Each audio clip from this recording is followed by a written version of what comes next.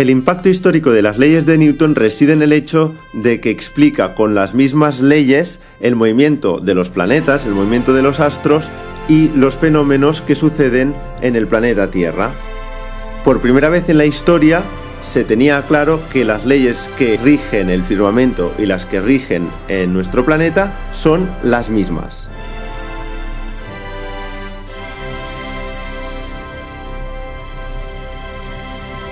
Céntrico. ¿Esto es una moneda? Hay un euro, luego te lo robo, ¿vale? No. Hola. Hola, bienvenidos de nuevo a mi canal. Antes que nada quisiera mandar un efusivo saludo a Iván Quirante y a Deyaku Dinax. Y bueno, aquí ya veis que vuelvo con mi amigo Joan. ¿Qué es lo que vamos a ver hoy, Joan? Pues la primera y la segunda ley de Newton, ahora sí que lo he dicho bien. Y la última vez ya vimos un vídeo sobre equilibrios que os recomiendo encarecidamente. Y que me sigáis en Bueno, Instagram,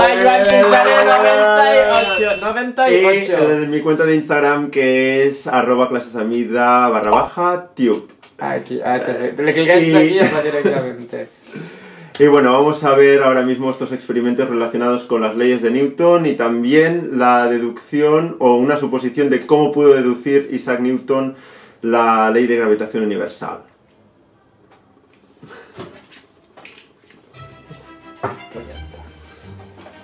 Supongo que saldrá provechoso. ¿Es 1 euro o 2 euros?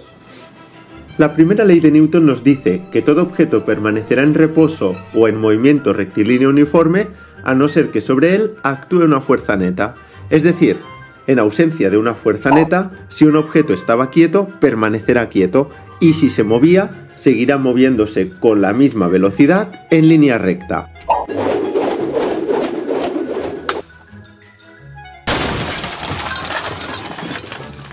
Este lo pones, Sí, hombre. ¡Que no! ¡Madre mía! A ver... ¿Te parece que...? En el caso de un objeto extenso, ya vimos en el vídeo sobre equilibrios locos que siempre podemos tratar el objeto como si toda su masa estuviera concentrada en un único punto, y ese punto recibía el nombre de centro de masa. Sobre el centro de masa siempre actúa el peso. Si logramos cancelar el peso, el sistema permanecerá en reposo. Para ello, solo tenemos que situar el centro de masa sobre un punto de apoyo o por debajo de este.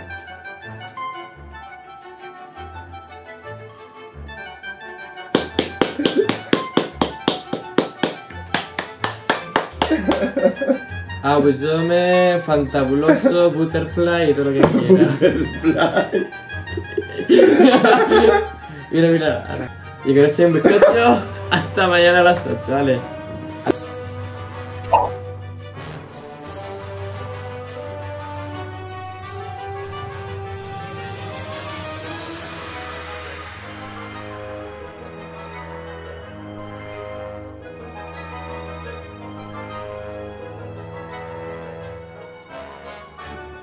El siguiente experimento se llama huevo de inercia. Si golpeamos la bandeja con un golpe fuerte y seco, el rozamiento con los tubos de cartón podrá considerarse cero.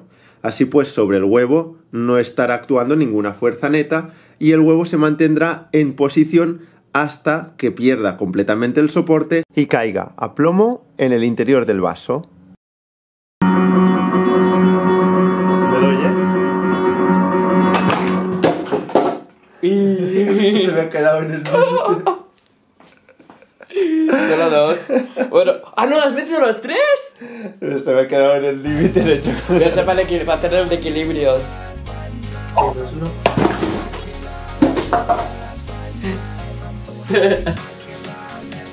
¿Y dónde ha ido el huevo? Al suelo apretado. Ahí. Mira.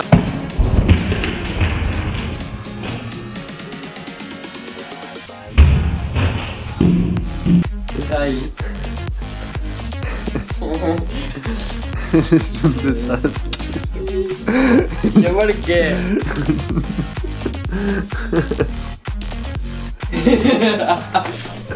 Bueno.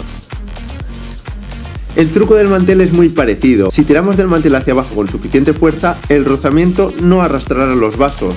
Es decir, estos permanecerán en reposo. O casi.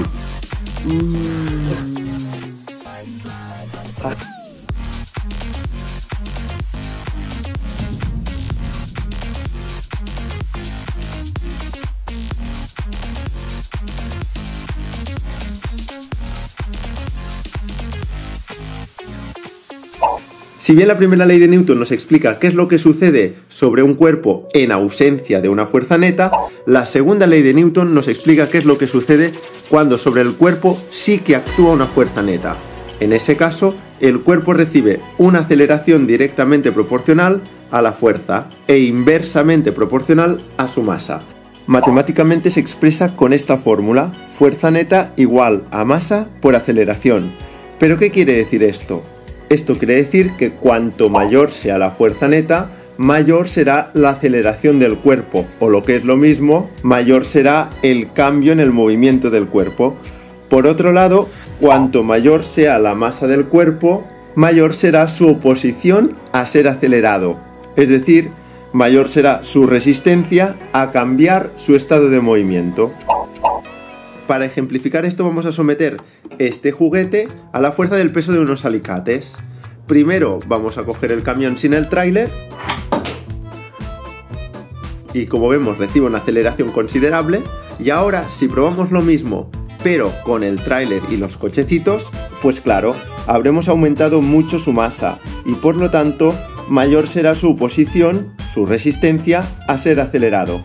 Como vamos a aplicar la misma fuerza, es decir, el peso de los alicates, la aceleración que esperaremos será menor. Pues vamos a ver si efectivamente es menor. Pues sí. Está roto por eso, por cierto. Ya, pero bueno. Ahora Con esto jugaba Víctor de pequeño. Imaginároslo ahí. Bueno, ahora definitivamente hay más masa, así de pequeño y de mayor. Definitivamente ahora hay más masa. Vamos a ver si la aceleración, al someterlo a la misma fuerza, porque es el mismo objeto el que voy a soltar, pues vemos que es menor.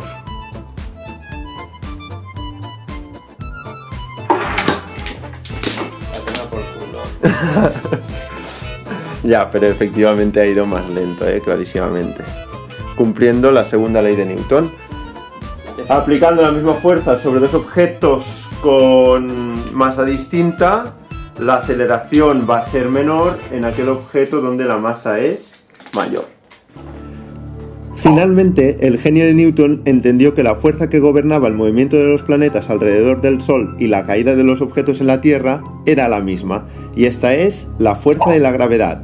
Fue Newton el que halló su expresión matemática, muy a pesar de su adversario y otro gran científico de la época, Robert Hooke. De lo que vemos en la fórmula, que la fuerza de la gravedad disminuya con la distancia al cuadrado, se deducía de las órbitas elípticas de los planetas. Y de hecho eso ya lo intuyó Robert Hooke, aunque fue Isaac Newton quien lo demostró. Que en la fórmula aparezca la masa del objeto en torno al cual orbitan los demás o caen los demás es hasta cierto punto, pues creo yo, fácilmente entendible. Pero que también aparezca la masa del objeto que orbita o del objeto que cae, esto ya no es tan intuitivo. ¿Cómo pudo llegar Newton a esa conclusión? Pues bien, como ya señaló Galileo, todos los objetos en la Tierra, independientemente de su masa, caen con la misma aceleración. Pero ojo, según la segunda ley de Newton, cuanto más masa tiene un objeto, mayor resistencia tiene a ser acelerado. La única explicación posible a ello es que la fuerza de la gravedad también dependa de la masa del objeto que cae. De este modo, por un lado, al tener más masa, el objeto se resiste a ser acelerado, pero eso es compensado por el hecho de que la fuerza es mayor, ya que también depende de su masa. Ahora, si yo os presento esta pluma y este martillo, os digo que los voy a soltar, seguramente muchos pensaréis que llegará antes el martillo que la pluma.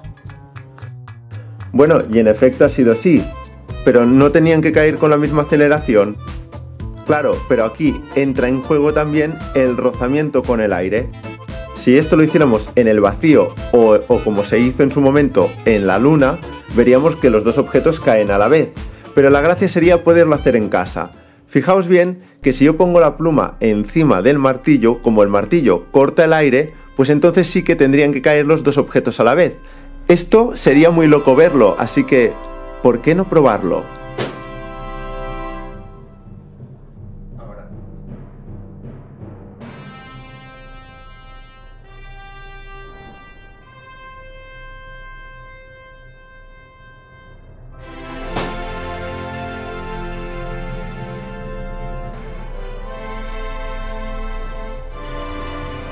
Bueno, y hasta aquí este vídeo. Sé que me falta por explicar la tercera ley de Newton, lo dejo para un vídeo futuro y ya sabéis que un like siempre se agradece. Nos vemos en próximos vídeos.